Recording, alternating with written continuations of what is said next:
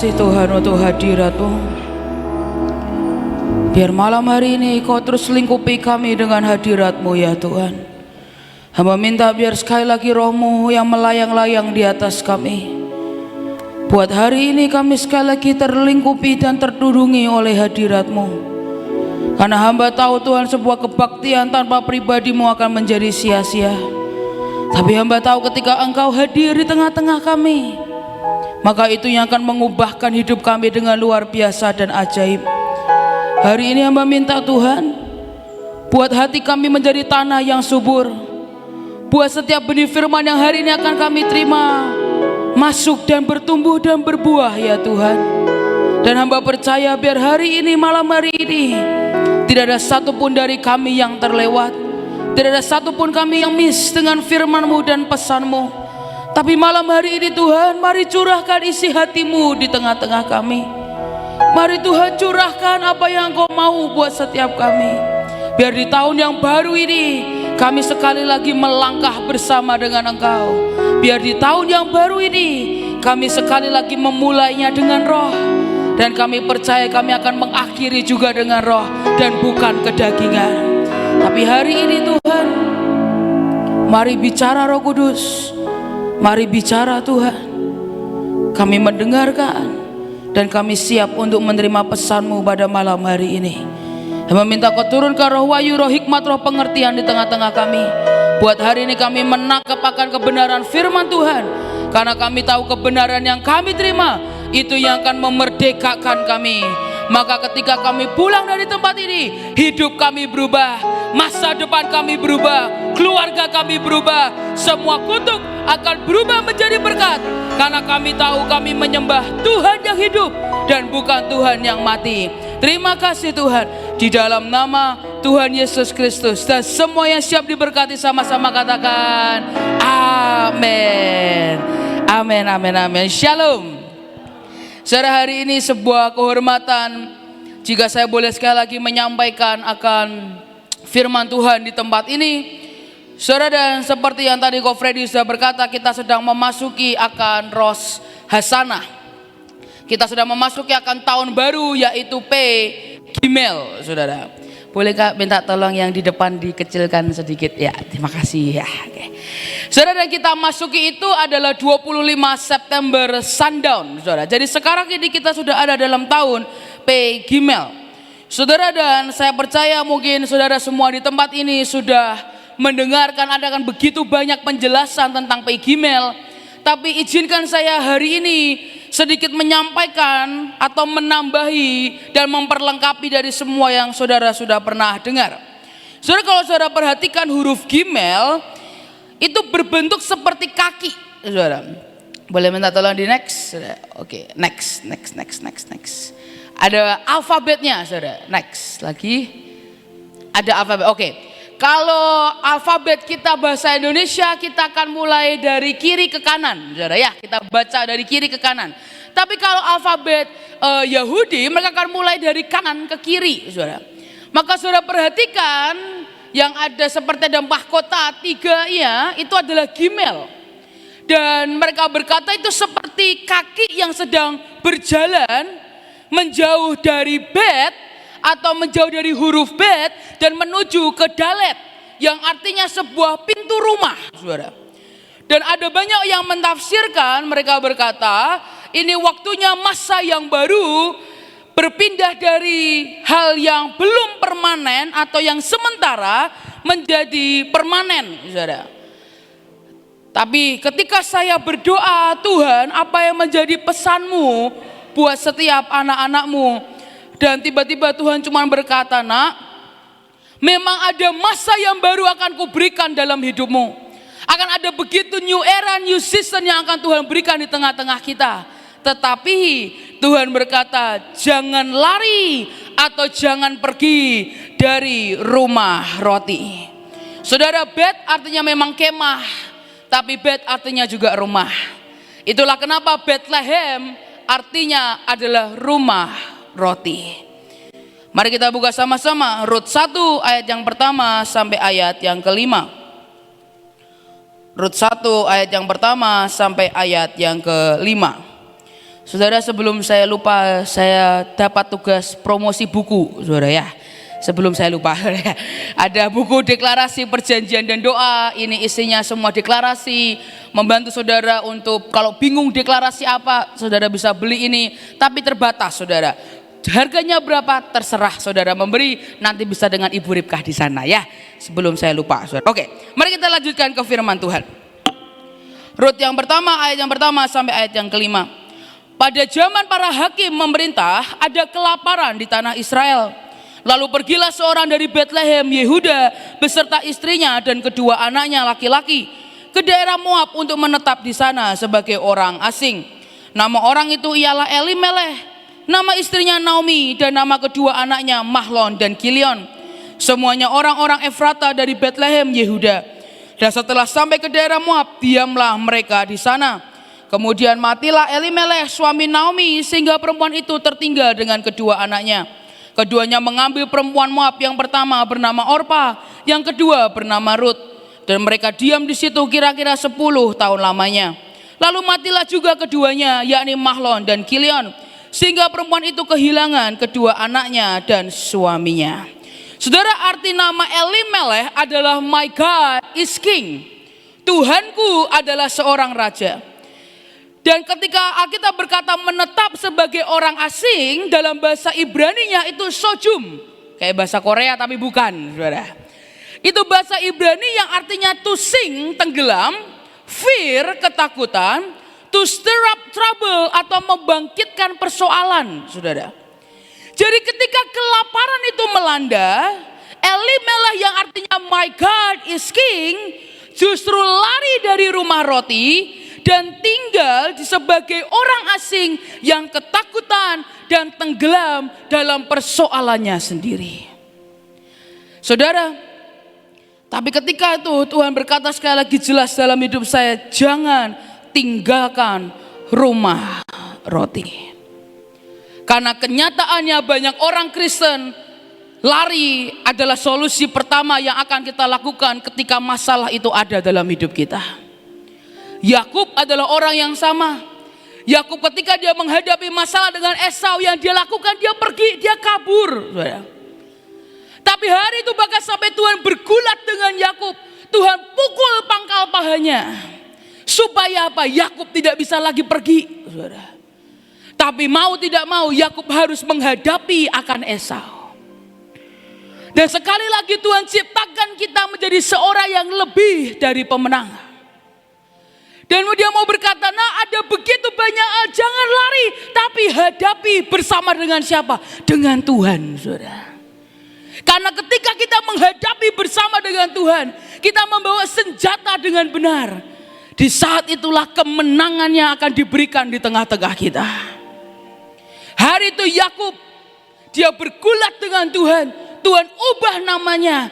Ada sesuatu yang Tuhan ubah dari dalam. Dan itu menjadi senjata Yakub. Dan ketika dia menjumpai Esau, yang terjadi bukan pertumpahan darah, tapi justru yang terjadi adalah rekonsiliasi, adalah pemulihan akan keluarga.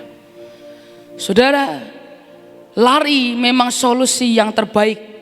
Dan seringkali kita pikir itulah yang terbaik dan terenak, saudara. Saya pun menjadi pribadi, saya itu orang yang suka lari dari masalah. Masalah terbesar saya adalah memegang ini, saudara. Saya kadang bingung, orang suka rebutan ini, saya itu lari dari ini, saudara. Dengan semua kondisi hari ini, dengan semua orang memandang kepada saya, ditambah kamera 1, 2, belum yang tersembunyi, saudara. Itu mengerikan buat saya. Dan saya kalau boleh kabur, saya akan kabur sejauh mungkin.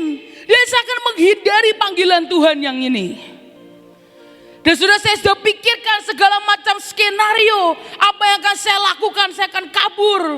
Saya sudah tata hidup saya akan kabur dengan sekuat tenaga saya.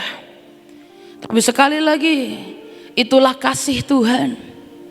Kasihnya tidak akan pernah berhenti mengejar kita. Bahkan kita sampai di ujung dunia pun, kasihnya tidak akan pernah terlambat untuk menangkap kita.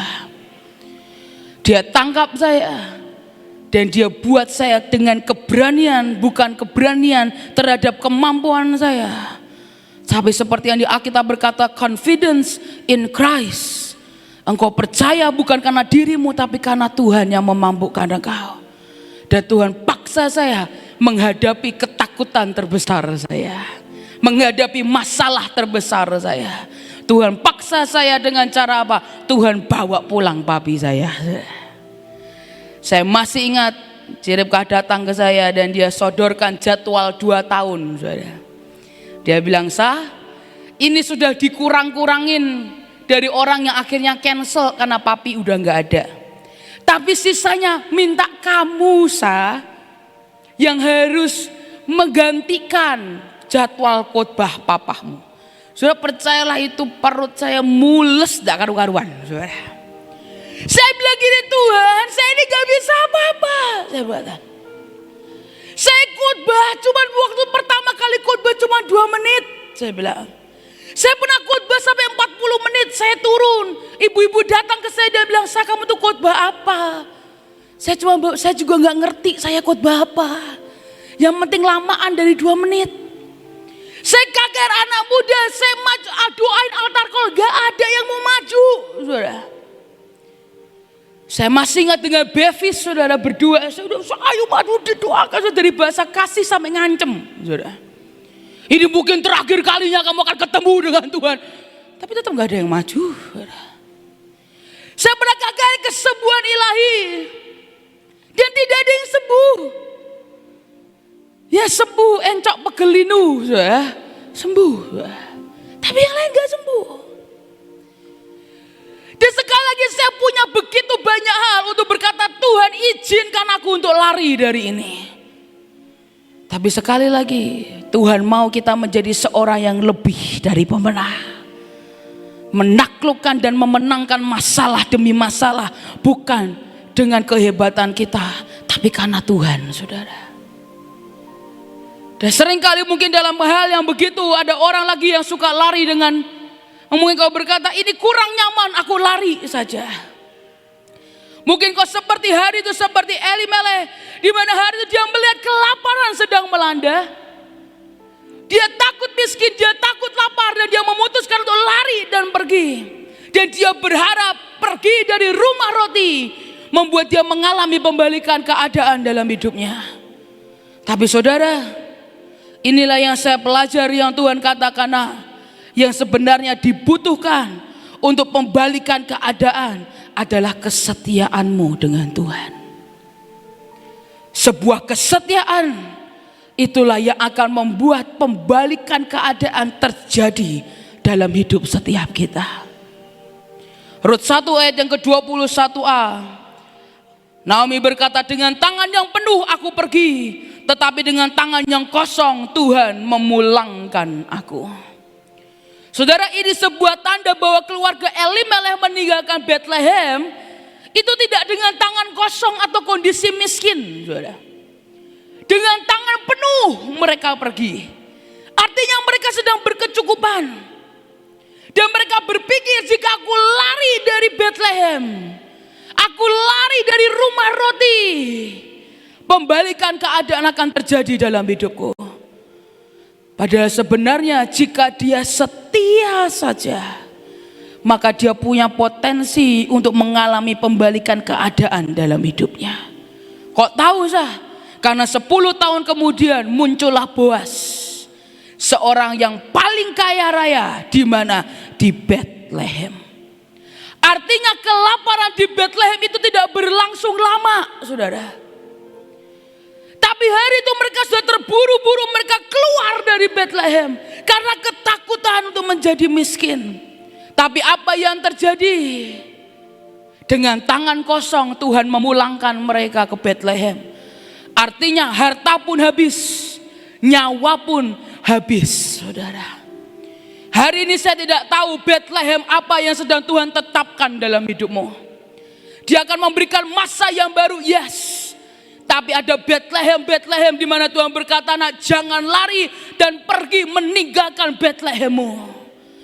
Mungkin ini bukan hanya bicara tentang kota, tapi mungkin juga bisa bicara tentang pelayanan, pekerjaan, atau apapun yang hari ini sedang Tuhan percayakan dalam hidupmu. Dia mau berkata, nak, jangan tinggalkan Betlehemmu. Karena ketika Tuhan sudah menetapkan tempat di mana kita tinggal, suatu saat ada berkat yang berkata menjadi makmur dan masyhur, itu yang akan menjadi bagian kita. Tapi jangan tinggalkan Betlehemmu. Saudara, apa buktinya kesetiaan itu bisa membuat ada pembalikan keadaan dalam hidup kita? Adalah Rut, saudara. Rut menjadi pribadi yang terkenal dengan kesetiaannya. Dia harus tinggal, dia tidak memilih untuk tidak meninggalkan akan Naomi yang pahit. Saudara, tinggal sama orang pahit itu nggak mudah loh, saudara. Saudara ngomong dikit gak maksud bisa sensitif, bisa marah. Saudara gak bermaksud jahat bisa dipikir jahat. Saudara, ketika kau tinggal dengan orang yang pahit itu gak mudah. Tapi hari itu Rut memilih untuk tinggal dan setia kepada Naomi yang kondisinya udah miskin, udah tidak punya anak laki-laki lagi, tidak punya apa-apa lagi, cuman ada janda yang sedang kepahitan. Tapi apa yang terjadi? Bukankah kita melihat Rut menikah dengan Boaz dan menjadi orang yang paling kaya di mana? Di Betlehem. Apakah seharusnya Rut berhak untuk menerima itu dan mengalami itu? Enggak, saudara. Dia perempuan Moab yang seharusnya tidak bersentuhan dengan Allah.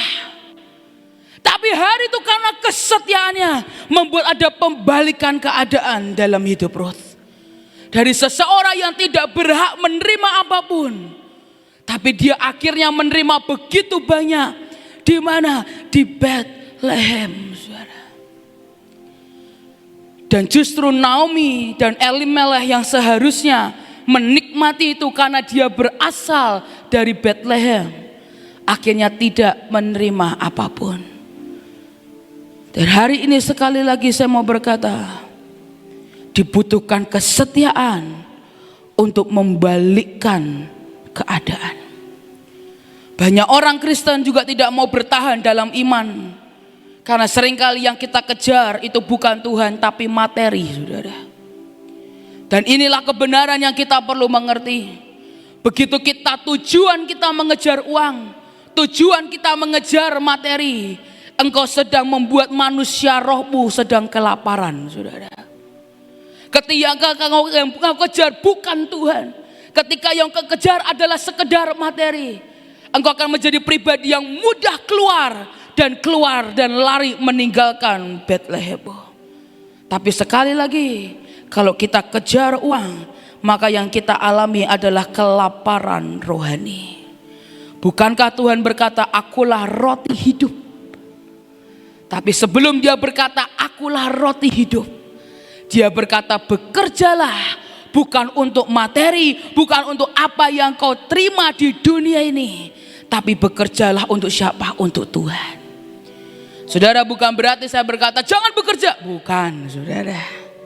Tapi hati kita yang kita kejar adalah Tuhan dan kehendaknya, maka semuanya akan ditambahkan kepada kita. Saudara, karena Betlehem itu adalah starting point untuk menjadi besar, saudara. Dari Betlehem muncul seorang pemimpin-pemimpin yang Matius katakan, Ruth, Daud, Yesus. Saudara, dan hari ini dia mau berkata, nak, kalau engkau bisa setia dengan Betlehemmu, ada masa yang baru sedang Tuhan sediakan di tengah-tengah kita. Masa seperti apa yang akan kita masuki? Ini yang Tuhan katakan dan Tuhan jelaskan. Saudara, Gimel itu bentuk kaki yang berlari menuju kepada Dalet, saudara, seperti yang tadi saya katakan. Tapi arti Dalet itu artinya juga orang miskin atau mengejar untuk memberkati orang miskin, saudara. Saudara, itu yang Tuhan katakan, nak, ini adalah tahun di mana engkau mulai lagi bergerak dan menuntaskan semua yang tertunda. Ini adalah tahun di mana tangan kita mulai lagi memberkati orang. Kaki kita mulai melangkah lagi. mulut kita mulai deklarasi lagi. Mata kita harus mulai melihat lagi yang dari Tuhan. Dan telinga kita harus mulai lagi mendengarkan suaranya. Dan ketika kita bergerak, disitulah berkat Pegimel itu akan kau terima dalam hidupmu. Tapi hari ini malam itu saya berkata, Tuhan, tapi kita tidak bisa bekerja sendirian, sahabat. Mau sekuat apapun kita, sehebat apapun kita melakukan kehendak-Mu, kita ini tidak mampu. Dan tiba-tiba Tuhan ajari saya, kalau saudara perhatikan ada alef, bet, dan gimel. Alef itu 1, bet itu 2, gimel itu nomor 3, saudara. Maka gimel itu seperti alfabet, dan gimel itu seperti Bapa, Putra, dan Roh Kudus. Jadi gimel itu adalah gambaran dari Roh Kudus, saudara. Dan itulah kenapa Tuhan berkata, nak, engkau bekerja tapi tidak sendirian.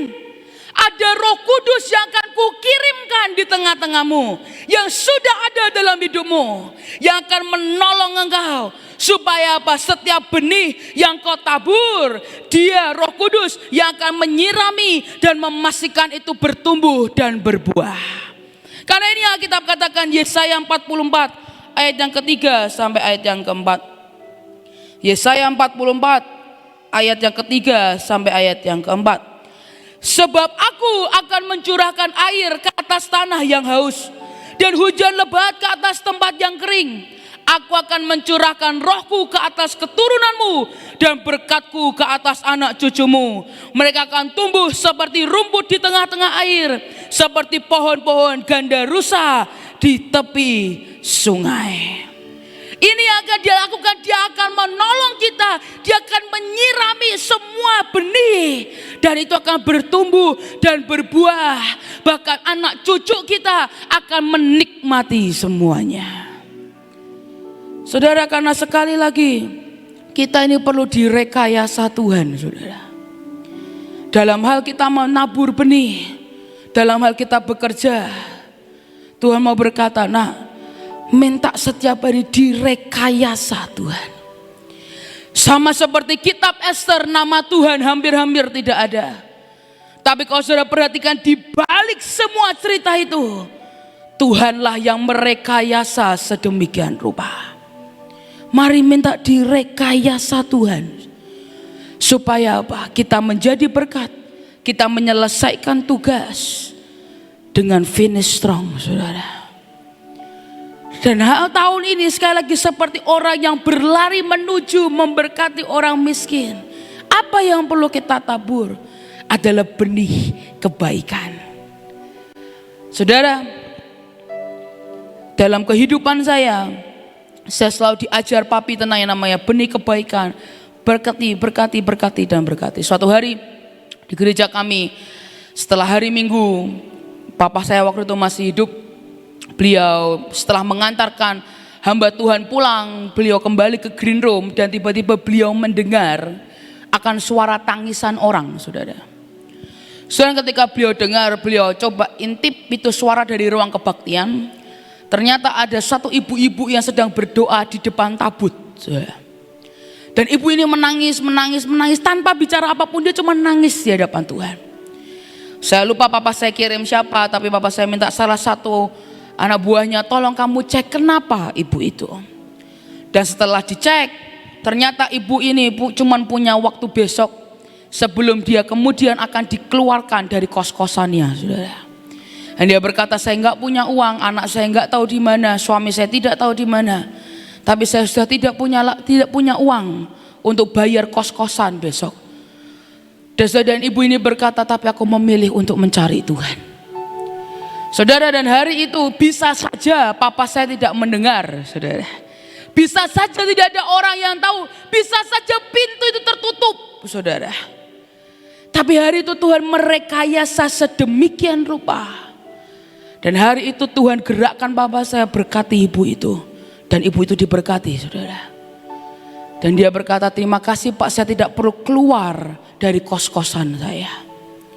Saudara, hari itu saya masih ingat papa saya lihat saya dan bilang, Sah, Jangan berhenti untuk menjadi tangan dan kaki Tuhan.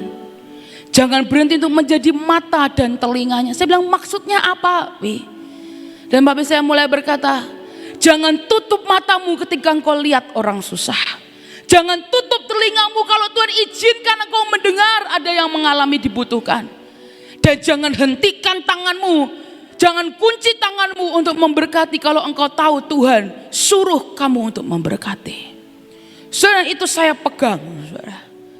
Tapi hari demi hari saya mulai jalan dengan Tuhan. Saya mulai menyadari bahwa menabur benih pun itu harus dalam ketepatan, saudara. Dan siapa yang bisa memberitahu kita? Roh Kudus. Apakah tanah itu kerikil? Apakah tanah itu gersang? Siapa yang bisa kasih tahu? Cuma Roh Kudus. Saudara, suatu hari entah bagaimana berita itu sebar kemana-mana bahwa saya ini suka nolong orang, saudara. Rumah saya suka didatengin orang lah, nomor handphone saya disebarin dan segala macam. Dan suatu saat tiba-tiba ada satu ibu-ibu, dia kontak saya lewat Instagram lah atau apa, saya lupa. Dan dia berkata, saya habis kepleset. Saya bilang, kaki saya sakit, saya gak bisa jalan. Saya kepleset dari kamar mandi, dokter berkata saya perlu operasi. Tolong saya. Saudara, dan hari itu saya nggak selalu buka Instagram itu chattingan panjang lebar, saudara. Kok zaman dulu kan ping. Ya, sekarang manual, panjang. Sampai suatu saat setelah itu saya berdoa, saya buka, panjang, dia bilang. Saya coba dan saya tanya ke Roh Kudus, Tuhan, Roh Kudus ini diberkati atau enggak? Tolong atau tidak? Sudah buat orang begini sakit. Uangnya kecil, tolong, nggak bisa gitu, saudara. Karena saya tahu semua yang saya punya hari itu karena Tuhan. Dan kalau saya sembarangan dan saya tidak tanya dia, saya bermasalah dengan Tuhan, saudara. Dan hari itu saya tanya Roh Kudus, ini ditolong atau tidak? Dan tiba-tiba Roh Kudus begini, tolong. Saya berkata saya tidak jawab apapun, saya cuma transfer sekian, saudara. Setelah selesai, 2 hari kemudian tiba-tiba ibu yang sama kontak saya lagi. Dan dia berkata, saya mau pengakuan dosa. Saya bilang, kenapa ini? Saya bilang, lu ibu kemarin sudah operasi. Sebenarnya kaki saya tidak kenapa-kenapa. Loh, jadi saya diam, saya cuma kaget, saya cuma baca, saya cuma diam. Saya bilang, jadi maksudnya gimana, Bu? Iya, saya jatuh bener, tapi kakinya nggak kenapa-kenapa. Saya tanya, nggak perlu operasi? Nggak perlu. Saya tanya, terus uangnya kemarin, Bu? Saya bilang, iya, saya itu bohong karena sebenarnya buat bayar kos-kosan rumah saya. Jadi bener kok karena saya butuh, tapi saya bohong alasannya. Saya bilang kaki saya sampai saya nggak bisa jalan. Terus saya dalam hati, kok tumben ngaku, saudara. Saya tiba-tiba dia cerita, iya, saya mau minta ampun, Kenapa? Karena hari ini saya benar-benar tidak bisa jalan. Saya nggak jatuh, nggak kenapa-kenapa, tiba-tiba bangun nggak bisa jalan. Dan Roh Kudus bilang, kamu bohongi anakku. Saya cuma ketawa, saudara, dan saudara saya nggak minta, yaudah minta balik uangnya, enggak, karena emang dipakai saudara buat bayar kos-kosan. Saya nggak minta uangnya. Tapi dia minta maaf, dia minta, ya bilang saya, Bu, bertobatnya sama Tuhan. Saudara, sekali lagi, sekalipun mungkin, saudara, orang yang kita tolong ini maksudnya jahat. Tapi kalau kita ikut Roh Kudus, entah bagaimana itu direkayasa sedemikian rupa, sampai bisa hal seperti itu. Itulah kenapa papi saya suka bilang gini, kutuk itu seringkali bukan dari luar, tapi gara-gara siapa? Diri kita ini loh, saudara. Ada banyak orang kadang ke sekolah dan berkata, saya gak punya uang, padahal punya uang. Tapi engkau sedang apa? Mengutuki dirimu sendiri bahwa engkau orang miskin. Sudah sejak itu saya sungguh-sungguh belajar yang namanya menabur, melakukan bekerja itu tepat seperti yang Tuhan mau, saudara. Karena saya tahu jika tidak ada Roh Kudus yang menolong saya, maka semua benih itu akan menjadi sia-sia, saudara. Tapi kalau Roh Kudus yang menolong kita, Dia yang akan menyirami, memberikan pupuk dan memastikan itu bertumbuh, bahkan berbuah sampai ke anak cucu kita. Dan kalau saudara perhatikan, Gimel itu kaki yang berlari, saudara. Saudara, dan kalau saudara perhatikan ada satu kisah seorang yang karena kebaikannya membuat apa? Unta-untanya datang. Siapa itu? Ribka. Ibu Ribka yang ini juga, saudara. Saudara perhatikan Ribka itu menolongnya dengan ketepatan, saudara. Dia nggak cuma tolong Eliezer, dia tolong unta-untanya, saudara. Saudara, hari itu yang saya lihat di Alkitab, dia itu berlari, apa itu? Gimel, saudara. Dia berlari menolong. Ini yang di Alkitab katakan, Kejadian 24 ayat yang ke-20. Dalam terjemahan NET dikatakan, she quickly emptied her jug into the watering trough and ran back to the well to draw more water until she had drawn enough for all of the camels. Alkitab berkata dia dengan cepat mengosongkan semua jugnya, semua apapun yang dia bawa, dan dia lari ke sumur, dia ambil, dia kembali lagi. Setelah selesai dia lari lagi, isi lagi, kembali ke untanya. Kok saya bisa tahu? Saudara, karena saya tahu itu nggak bisa sekali ronde, saudara. Unta itu, saudara, ini saya sampai riset, saudara. Saya mau tahu Ribka tuh bolak-balik berapa kali, saudara. Unta itu sekali minum 130 liter, saudara. Sekali minum. Ada berapa unta? 10 unta. Artinya 1.300 liter. Cobalah dikilokan, saudara. Gak mungkin Ribka cuma sekali udah bisa memenuhi 10 unta, gak mungkin. Dia lari, dia dengan cepat, dia menolong dengan sekuat tenaga, all out. Bahkan dia lakukan beyond her duty. Dia gak punya kewajiban kok untuk menolong unta-untanya. Untanya juga gak mungkin marah kan sama Ribka. Kok kamu cuma kasih minum Eliezer, kok aku gak? Kan gak mungkin unta-unta marah. Tapi hari itu apa yang Ribka lakukan? Gimel. Dan Gimel itu juga artinya unta. Dan hari itu karena kebaikannya dia berlari menolong dalam ketepatan, membuat akhirnya unta-unta itu menjadi milik Ribka, saudara. Dan ibu Ribka yang ini menggenapi kisah yang di Alkitab, saudara. Saya tuh kalau lihat si Ribka nolong orang ya, saudara, saya tuh kadang sampai gini, Ci, emang perlu gitu banget ya? Udahlah Ci, gak usah sampai gitu banget, kan udah dibantu dikit. Saya pun belajar sampai hari ini, saudara. Dan jawaban si Ribka selalu berkata, gak bisa gitu, saudara. Kita harus tolong yang penuh, yang benar, yang nolong. Saudara, kalau saudara tahu ibu Ribka tuh suka jualan donat, ya saudara, kentang donat yang tidak akan membuat batuk, saudara. Saudara, kalau saudara tanya apakah itu menghasilkan, menguntungkan, seringkali enggak. Kenapa? Uangnya dipakai untuk memberkati orang. Donatnya dikirim buat berkati orang. Padahal orangnya pun enggak minta, saudara. Tapi apa yang saya lihat dari ibu Ribka, saya lihat unta-unta itu datang dalam hidupnya.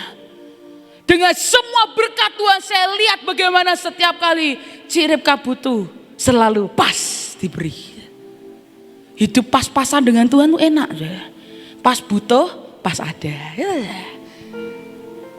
Dan itulah saya melihat, dan itu buat saya belajar nolong orang, gak boleh setengah-setengah. Ada ibu Ribka, anaknya bukan Yakub, Heidi, saudara, yang di sini, saudara. Suatu hari saya lagi pergi pelayanan, tiba-tiba Cikesha kirim saya foto Heidi lagi ngajari Silverman. Saudara tahu Silverman? Yang biasanya di pinggiran ngamen tuh loh, saudara. Mereka cat diri mereka pakai silver. Sebutannya Silverman. Salah satu Silverman tempat di Semarang itu murid kami, saudara.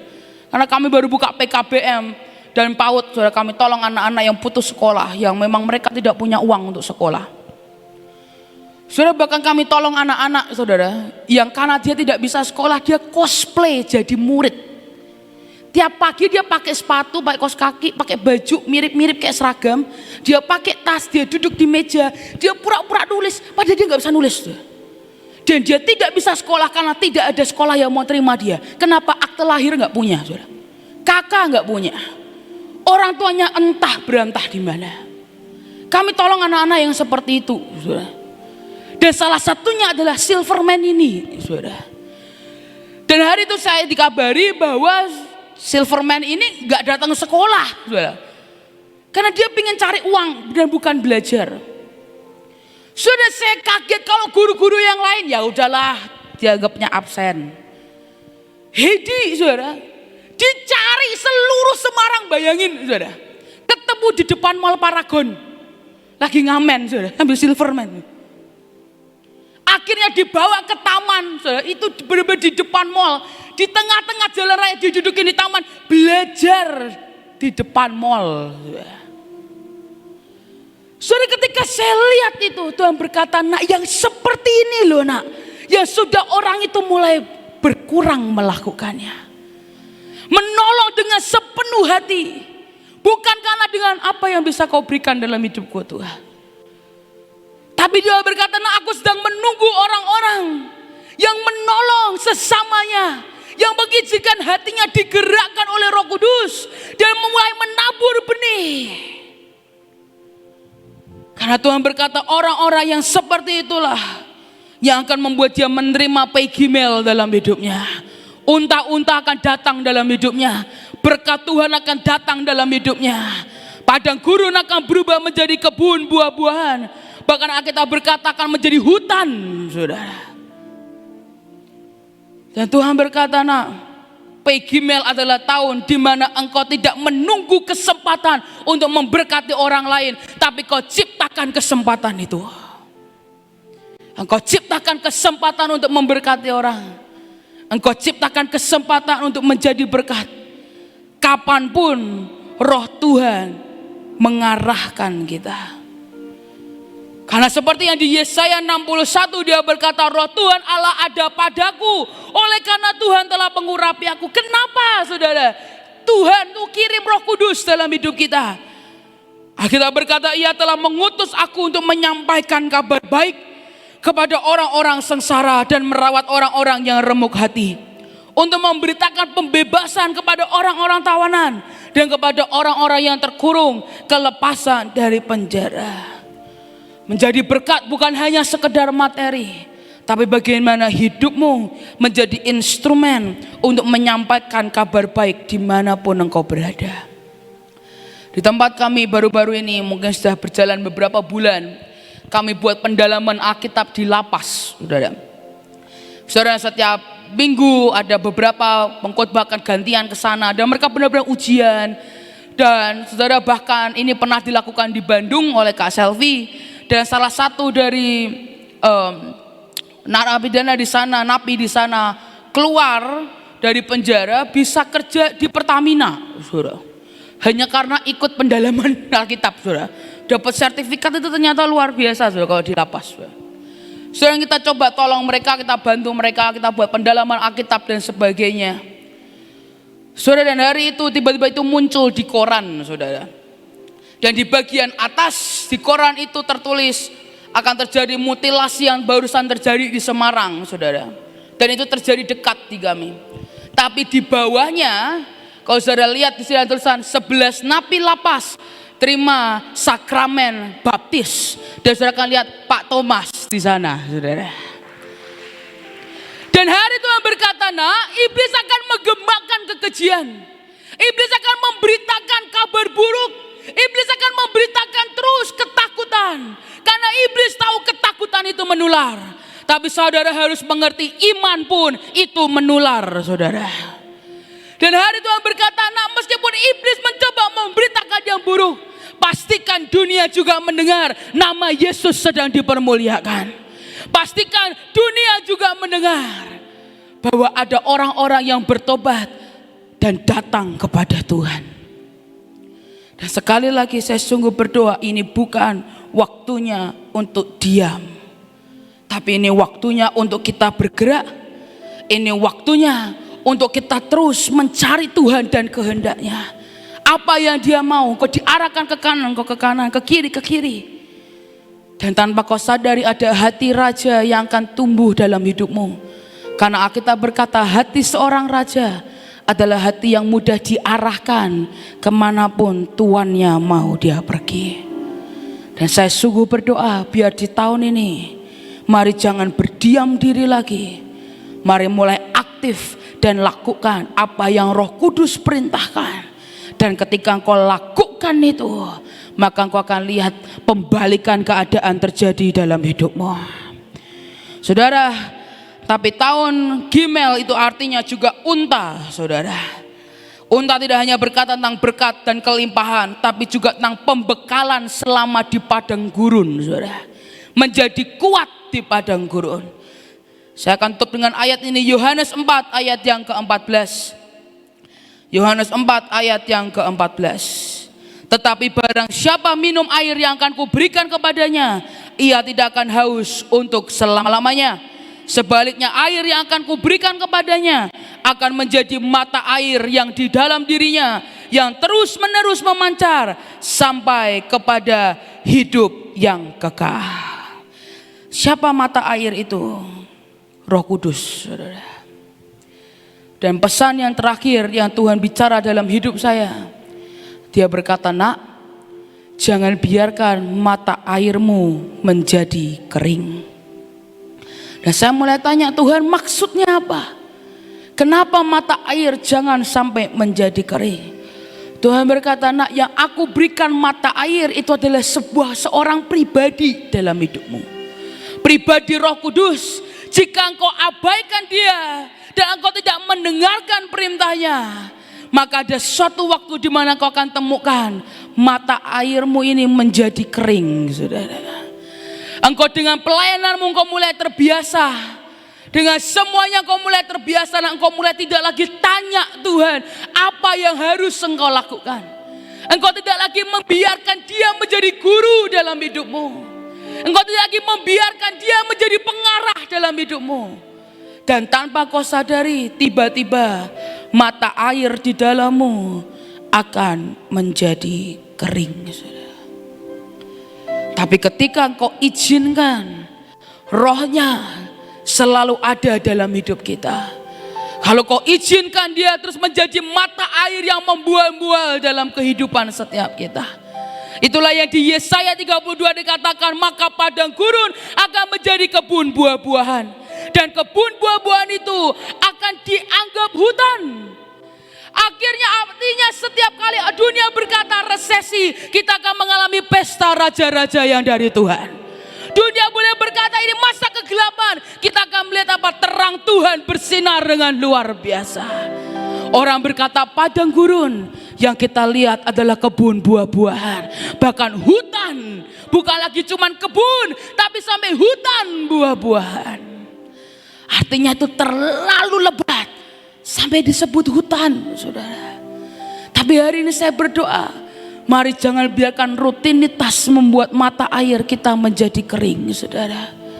Saya akan tutup dengan cerita ini. Saudara, dalam kehidupan saya, dalam perjalanan pelayanan saya mengucap syukur Tuhan mempercayakan begitu banyak hal. Tapi salah satu yang Tuhan percayakan dalam kehidupan saya adalah Tuhan izinkan saya khotbah dari satu tempat ke satu tempat yang lainnya, saudara. Dan saya pernah mengalami masa-masa di mana selama seminggu atau 2 minggu itu setiap hari saya khotbah. Saudara, dan percayalah dalam ketika kondisi itu, saya bukan khotbah di satu kota, saya pindah dari kota ke kota, kota ke kota, kota ke kota, saudara. Dan dalam perjalanan itu seringkali saya letih, saya capek, saudara. Badan saya capek. Membuat akhirnya saya tidak lagi tanya dengan Roh Kudus. Saya akan khotbah hal yang sama seminggu, saudara. Sampai saya hafal ayatnya, saudara. Karena seminggu saya akan khotbah hal yang sama. Tapi suatu hari tiba-tiba saya mulai kerasa ada yang aneh di hati saya. Saya mulai ngerasa ada yang kosong, saudara. Dan di saat itulah tiba-tiba Tuhan datang dan Tuhan berkata, nak, mata airmu mulai menjadi kering. Saya kaget. rutinitasmu membuat mata air dalam hidupmu itu mulai menjadi kering. Saudara, saya ambil waktu, saya masuk ke kamar, saya tutup pintunya, saya tidak mau diganggu dengan siapapun, saya matikan handphone saya datang ke Tuhan, saudara. Dan saya berkata, Tuhan ampuni saya. Hanya karena saya tidak mau susah sedikit, hanya karena saya tidak mau mengejar hatimu lagi, hanya karena saya capek membuat saya khotbah hal yang sama, dan saya tidak lagi mulai mendengarkan suara Tuhan. Dan hari itu, saudara, saya sungguh-sungguh bertobat sejak itu sampai hari ini. Saya tidak pernah tahu saya akan khotbah apa, saudara, sampai saya duduk di tengah. Saudara, saya tahu saya akan menyusahkan media, saya tahu, saudara. Karena hampir semua tiap kali saya ke gereja, mau khotbah apa? Belum tahu, nunggu 5 menit bisa ya? Saya bilang, 5 menit apa? Sebelum saya naik, saya bilang, nanti saya kasih. Saya bilang. Tapi bisa aja mungkin gak ada PPT-nya, gak apa-apa ya. Nanti bantuin munculin ayat, saya bilang. Karena saya tahu rasanya begitu ada sedikit aja, mulai kering, itu kerasa ada yang kosong di sini, saudara. Dan sejak itu, saudara, setiap kali saya khotbah dimanapun mau saya secapek apapun, saya berkata, Tuhan apa yang Engkau mau? Saya siapkan semuanya, tapi yang mana yang Engkau mau? Saya yang percayalah, saudara, ada beberapa waktu dan sering kali waktu saya sudah duduk, saya sudah siapkan khotbahnya, bahkan saya sudah kasih PPT ke media, saudara. Begitu saya naik, tiba-tiba Tuhan berkata, ubah khotbahmu. Dan hari itu Tuhan cuma kasih satu ayat, satu kalimat, selebihnya mengalir dengan Roh Kudus. Saudara, sejujurnya buat mungkin orang yang belum pernah sharing, kelihatannya itu hal yang biasa aja. Tapi sejujurnya itu hal yang mengerikan. Tapi saya tahu mata air yang di sini tidak pernah kering, saudara. Itu selalu baru setiap hari. Bahkan hari itu mungkin saya nggak punya jadwal khotbah, tapi itu terus mengalir, saudara. Tiba-tiba Tuhan berkata, nah ayo duduk belajar dengan aku, nah ayo duduk dengarkan suaraku, nah ayo sampaikan pesanku. Bukan lagi dengan semua teologi, tapi sampaikan pesanku. Nah, saudara, itu membuat itu begitu nyata dalam hidup saya. Dan itu ya bakal seringkali membuat setelah saya khotbah, saya duduk, baru saya jawab, oh gitu maksudnya Tuhan. Tapi setiap hari saya menikmati jalan dengan Dia. Dan itu yang membuat saya kuat. Sekalipun saya menghadapi padang gurun di sekeliling saya, sekalipun kelihatannya semuanya begitu gersang, saya tetap menikmati mata air dalam hidup saya. Bahkan saya bisa ambil sedikit dan jadi berkat untuk di kanan saya. Saya ambil sedikit buat orang di depan saya ambil sedikit untuk orang di kiri saya. Orang lain mengalami padang gurun, saya berendam di padang gurun. Kenapa? Mata air yang tidak pernah berhenti. Dan itu bersumber dari mana? Hubungan kita dengan Roh Kudus. Hari ini saya berdoa, mari nikmati tahun ini dengan ajaib dan luar biasa. Saya percaya semua berkat Peggy Mel itu akan diberikan dalam hidup saudara.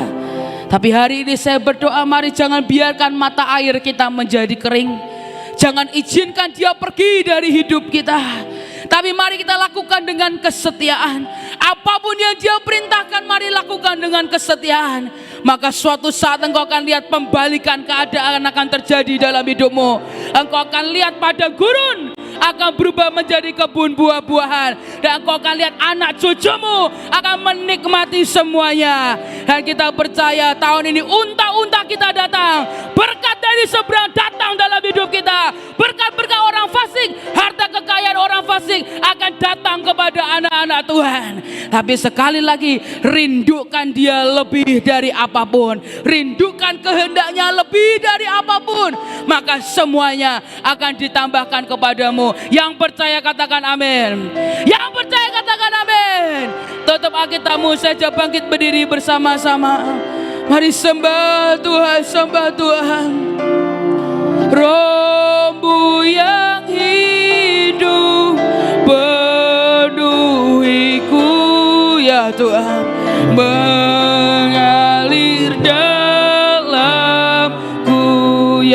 Thank you Lord, thank you Lord.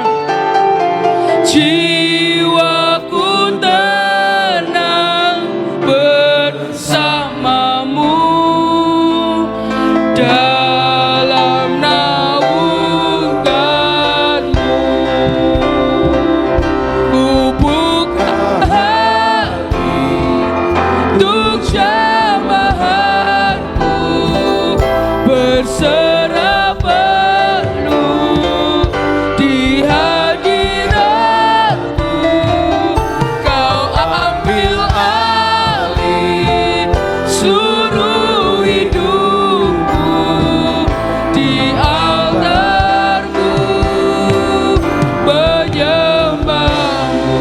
Rohmu yang hidup, mari roh Tuhan, mari mengalir. Rohmu yang hidup penuhiku ya Tuhan, mengalir dalamku. Thank you Lord, thank you Lord. Jiwaku tenang Bersamamu dalam naungan. kami buka hati dan hidup kami Tuhan, Buka hati untuk jamahanmu, berserah penuh di hadiratmu. Kau ambil alih seluruh hidupku di altarku, menyembahmu. Kami buka hati kami untuk jamahanmu, berserah penuh di hadiratmu. Ambil alih hidup kami Tuhan, seluruh hidupku di altarmu, menyembahmu. Ku buka hati untuk jamahanmu, berserah penuh di hadiratmu. Kau ambil alih seluruh hidupku di altarmu, menyembahmu. Bapa, biar hari ini kami sekali lagi tenggelam dalam hadirat-Mu Bapa.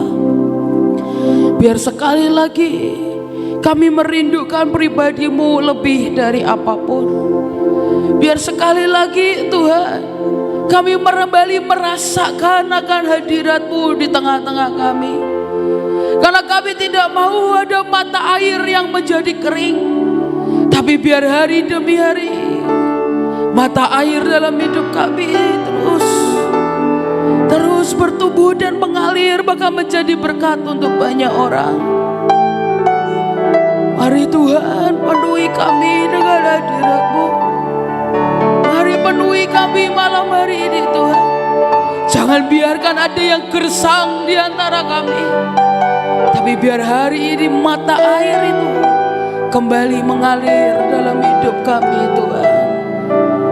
Thank you Lord, thank you Lord.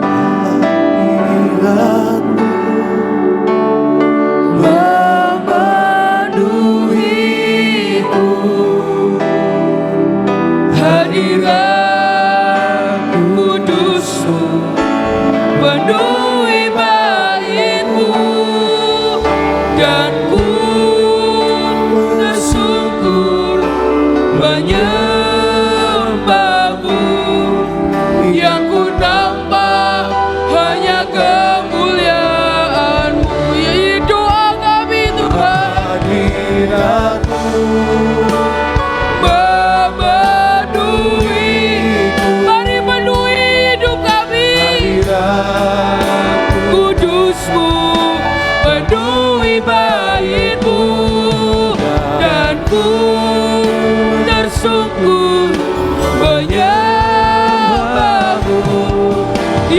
nampak hanya kemuliaan. Biar hari ini penuhi kami Tuhan. Memenuhi. Jangan biarkan ada yang menjadi kering di antara kami. Ya, Penuhi bait-Mu dan ku tersungkur menyembah-Mu. Yang ku nampak hanya kemuliaan. mari sekali lagi keluar dari hatimu katakan, hadirat-Mu ya Tuhan. Penuhi anak-anak-Mu malam ini. Hadirat Kudus-Mu penuhi bait-Mu dan ku tersungkur menyembah-Mu. yang ku nampak hanya kemuliaan. Dan hari ini hamba berdoa Tuhan,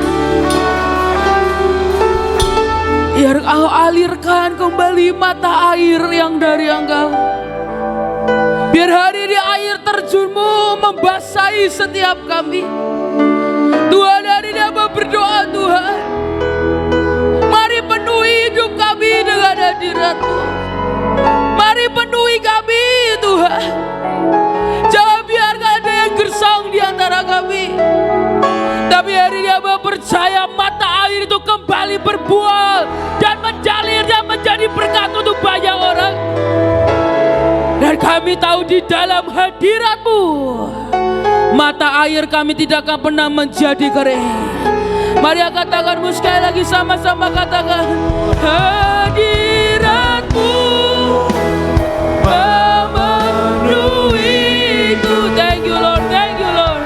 Hadirat kudus-Mu penuhi bait-Mu dan ku tersungkur menyembah-Mu. Yang ku nampak hanya kemuliaan-Mu. Hadirat-Mu memenuhiku. Hadirat kudus-Mu penuhi bait-Mu dan ku tersungkur menyembah-Mu. Yang ku nampak hanya kemuliaan-Mu. Yang ku nampak hanya kemuliaan-Mu. Yang ku nampak hanya kemuliaan-Mu.